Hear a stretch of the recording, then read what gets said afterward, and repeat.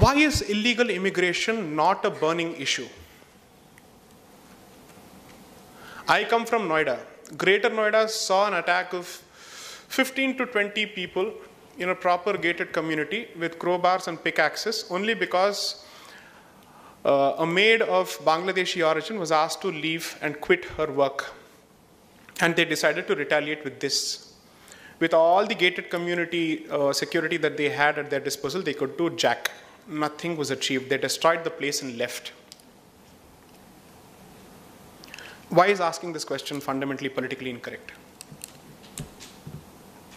When they say India must provide space to all these people, India must open its doors to all these people, who is going to open their doors? At whose expense is the resources or are the resources being allotted? That's a fundamental question that you have to ask. Now, there's a decent chance somebody might say, okay, if your position is based entirely on resources, are you okay with even Indic communities or let's say Hindu illegal migrants being sent back? That will be the next question, right? That will be the next question, which is why you have to be sure of your identity. Otherwise, your own argument will be used against you. Because they say, oh, resource is the problem. Inko bhi bhej do. Kya problem hai?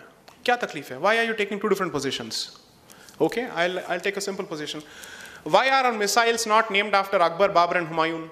Why are they called Agni, Prithvi? If you take the argument to that extent, why is your battle tank called Arjun? Why are your awards named after Arjuna and Drona? What are you exactly referring to, and what is it that you're acknowledging when you do these things? Exactly. It represents the civilizational ethos of this country and the collective memory and the civilizational memory of this country. So, when you have at the very least 52 countries which are part of OIC, the Organization of Islamic Countries, which are in a position to take care of people who belong to a particular faith. I'm very sure tomorrow somebody will demand, claim these awards as Akbar award or something like that. Why not? They will certainly do it. Road के नाम बदलने में आपको इतनी तकलीफ हो रही है, क्या बात कर रहे हैं सर आप? I mean, it's so difficult to have Aurangzeb lifted off that place and even replace it with Abdul Kalam. So, the point I'm trying to make is this. Which is why the more you pussyfoot around the question of identity, the more it is going to become difficult for you to take the position that India is primarily the homeland for those people who believe in India's civilizational identity, which is the Indic identity. That does not take away my promise of equality to citizens. But for you to say that I must treat every illegal migrant and every refugee at par with each other or at par with citizens, I'm sorry, I cannot accept that particular position. Today, it has come to a point that perhaps Rohingya immigrants enjoy better sanitary conditions than Pakistani Hindu refugees and perhaps even Kashmiri Hindus. That is a fact. Last summer, Pakistani Hindu refugees who were living in Delhi lived without electricity for a good 3 weeks in inhuman, unsanitary conditions. But nobody seems to know of it at all.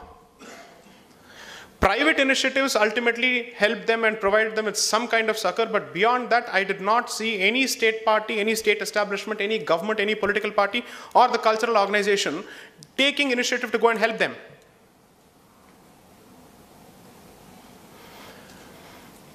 Hinduism was born in America, correct? Wrong, no? So the stupidity of that particular assertion is clear.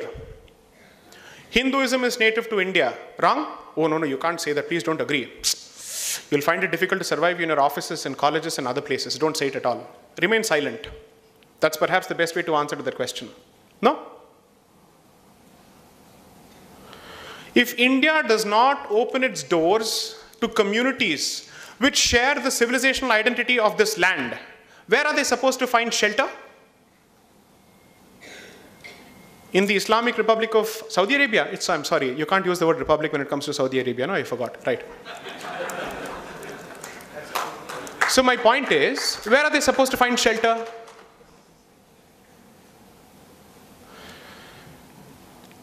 The history of this particular issue, now I'll come to the issue. So when Bengal was partitioned, can somebody tell me when? 1905? Lord Curzon, he did it, right? Right, okay. So when he decided to partition Bengal, he decided to do that to create or to sow the seeds for a Muslim-dominated province. And which is why they decided to give East Bengal to these people. Surprisingly, the Dhakeshwari temple after which Dhaka is named is in East Bengal. Anyways, the point is, that is when, in fact, if somebody were to perhaps pay a bit more attention to the seeds of the movement for partition, they did not start in Pakistan, they started elsewhere. The leading intellectuals came from Bengal for partition. The seeds for partition were actually sown in that particular state, which was opposed tooth and nail by Indian nationalists. Oh, but Indian nationalism is toxic masculinity. You can't even mention that. I'm sorry, I forgot. So the point is, Indian whatever, let's call them X, they did this. Okay. So when they decided to do that, effectively, there were elements even at that point of time who said, you're being communal. I'm sorry, this is not the way to communalize this particular issue. It's just a political decision. It has got nothing to do with religion. Anything that has to do with one particular religion has got nothing to do with religion. As simple as that. Remove it from the equation altogether, turn a blind eye, and focus like a mountain goat with its head down and without looking at the summit. Keep walking. Okay, that's what you should do. So anyways, this is what happened. When they decided to do this, that invading horde of land-hungry, let's call it barbarians, spilled over into Assam, the then Assam, Greater Assam. And this is recorded in the report of C.S. Mullen in 1931, captured in the judgment of the Supreme Court, and captured in the report of, I think, Lieutenant General S.K. Sinha when he was the governor of Assam. Captured perhaps also in the 175th Law Commission report, which extensively details the history of this particular issue. I'm giving you constitutional, politically correct documents, just in case you don't think I'm using WhatsApp University. Okay. So anyways, so they spill over into that particular place. And what are the areas that they choose to occupy?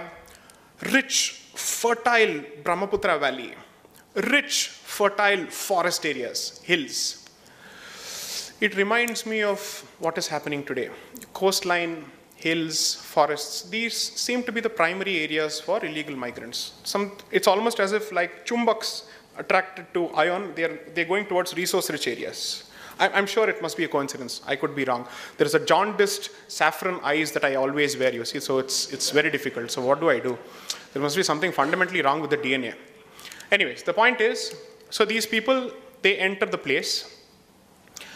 And the Britisher says, he's the one crying, that the indigenous Assamese identity is being eroded on a massive basis as a consequence of this demographic invasion. He calls it demographic invasion. The word invasion is used. I'm sorry, I didn't use it, he used it. I'm sure he knows, he understands English better than me.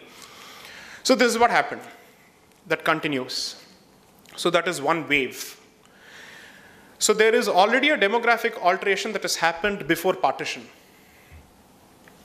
Coupled with that, there are two milestones that you must remember.